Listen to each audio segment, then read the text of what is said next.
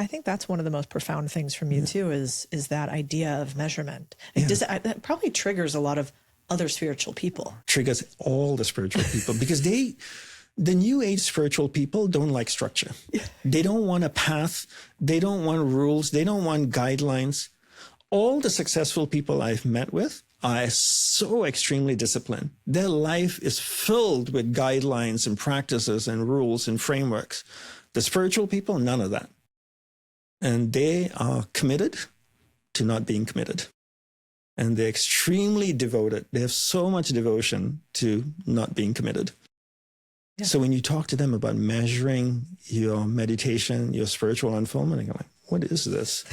Why should you measure it? What, do you think it's business? Yeah, exactly. I'm like, yeah, if you're meditating for 2 years and you're still a jerk, well, obviously it's not helping. Why don't you try something else? It's a great point. And seriously, right? Why meditate after 2 years and you're still a jerk? Right. Yeah. Yeah. This idea of like, are you still a jerk? And is your life changing in a way that is positive because of your actions? Could you imagine doing a diet and working out and you're fatter and more unhealthy and you have more sickness and you go, I'm going to keep doing this? You wouldn't. You wouldn't. Yes. But, Cody, it's really interesting. In real life, in the world, since they're not real life, in the world, people are very reasonable. Like you said, if you go to the gym and you're doing all these diets and everything, and after 2 years, nothing changes, you probably wouldn't do it. But when it comes to spirituality, all reason goes out the window. And people become so extremely unreasonable.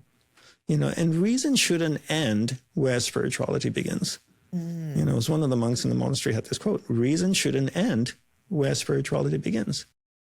But if you end reason, you have more control over people. Because that's when spiritual leaders can be dodgy, can be shady, and create cults. Let's all wear Nike shoes, go in a barn, and set ourselves on fire. That sounds like a brilliant idea. No reason. No, there's nothing quantitative. No, now you become a cult and you do whatever you want to do. And that's where you have to be so careful in the spiritual path. And one good litmus test to see if that path or a spiritual teacher is valid and not dodgy is to see if he or she is reasonable or not.